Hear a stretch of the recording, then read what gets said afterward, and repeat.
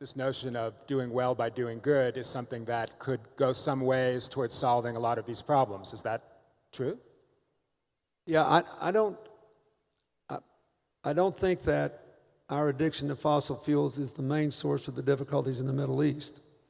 But I do believe that if you're talking about what's the most dangerous place in the world, looking ahead 50 years, the most dangerous place in the world is any place that's either putting too many greenhouse gases into the atmosphere or destroying too many natural resources without which the world can't live.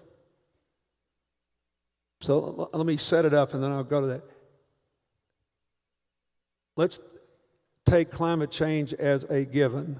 And all we really know is that something bad's going to happen. We just don't know how bad it'll be and how quick it'll happen. Okay, we know that. We also know that resource depletion is related to climate change, but operating independently of it. That is, 90% of the world's fishing places are understocked, only partly by overfishing. Excess CO2 in the atmosphere has caused the oceans to bravely try to take up the slack and to suck more in. As they do, it's changing the chemical composition of the oceans, interrupting the food chain of the fish, often destroying microscopic life forms, and preventing a lot of these places from restocking. You've got a loss of trees, a loss of water, a loss of topsoil. E.O. Wilson, the great Harvard biologist, says that we're losing plant and animal species at by far the most rapid rate since the first person stood up on the African savanna 150,000 years ago, and maybe even long before that. And it's possible that resource depletion will hurt us and lead to food wars and other wars even before the worst consequences of climate change. Because, let me remind you, the world's population is predicted to grow from its current 6.5 billion to 9 billion in 43 years.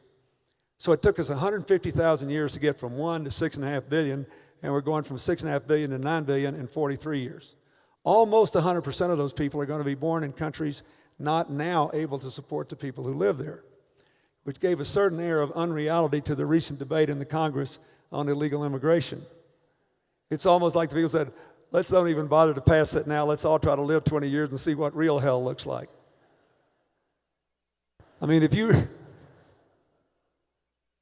So, on the other hand, I do not buy even the conservative UN panel forecast that it would require us to accept a 1% reduction in global GDP to appropriately reduce greenhouse gas emissions.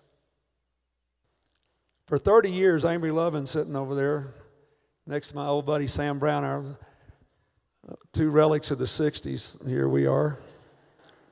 He and I, Amory's not a relic. He's been telling you that you can make money out of this deal. This is crazy. You know, we could have the greatest mobilization of resources in America and the greatest creation of jobs and the greatest effort to reduce income inequality, certainly since we started to suffer from income inequality in the 70s, but I believe since we mobilized for World War II, if we got really serious about this. This is an economic boon. Mayor Bloomberg just put out, he's part of this 40 cities group I work with to try to help them reduce their greenhouse gas emissions. So he puts out New York City's greenhouse gas reduction proposal. All the press is about the proposed congestion fee, $8 a vehicle on people that go too deep into Manhattan. And, you can all imagine what the pros and cons are, but Singapore and London have done it, and it's been good for them. But that's a tiny part of the greenhouse gas problem. In New York City, only 20% of our greenhouse gases are from transportation, 80% from buildings and the energy necessary to run them. We have 950,000 buildings. Let's assume 50,000 are maximally efficient and 50,000 are about to be raised. You got 850,000 left. How many people would it put to work? How many jobs would it create? How much wealth would it generate? And how many of those jobs would be lower skilled jobs if we decided to green every roof, change every light bulb, put in the most efficient glass, do insulation where it was structurally appropriate, and put in automated controls on lighting and heating and cooling where the system would bear it in those buildings? I can look out my window in Harlem and I look at all these buildings. Most of them are tar roofs, old flat roofs. On a 90-degree day, after 2 hours, the surface temperature will be about 150 degrees. If you go in and seal off the roof so it doesn't leak, put down sod, and put whatever vegetation the roof will hold, it'll cut the surface temperature of the roof to 80, lower than the ambient air temperature, having drastic implications for reducing greenhouse gas emissions and lowering the utility bills of all the businesses and renters in that building. This is not rocket science. And you cannot outsource these jobs to India. Someone has to be standing on the roof. So, I can make the same argument with all the clean energy sources, and it's just right through the deal. I just think it's the greatest economic boon. And let me offer one other piece of evidence, because I don't want to take up the whole period on this. But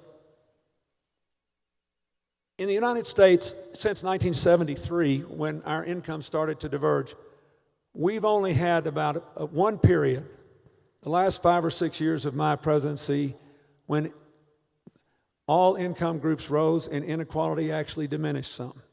Now, I'd like to tell you it was because I was an economic genius, but that's not quite true.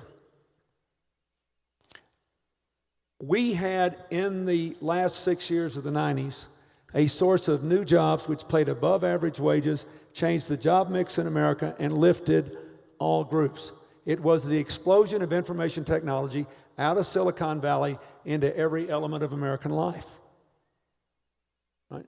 And it's still going on. That's why people stayed up all night for their iPhone.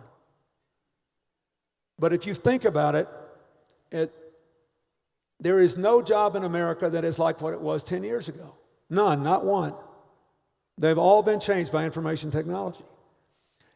In my time as president, it was 8% of total employment, 28% of job growth, 33% of income growth. Therefore, you got a different mix. Inequality went down, median wages went up. We haven't done that in this decade. I think it's because we haven't embraced this decade's source of new jobs. You cannot run a rich country, preserve the middle class, and keep inequality from increasing in an interdependent world unless every 5 to 8 years you find a source of new jobs. You can't do it. And our obvious source for this decade was a commitment to a clean, efficient, independent energy future. You don't have to take my word for it. There are two examples, the two European economies that are probably closest to America's, or at least two of the ones that are closest, are the UK and Denmark. Denmark has grown their economy 50% with no increase in energy use, not one more watt, and a reduction in greenhouse gas emissions by generating 22% of electricity from wind. You know what happened?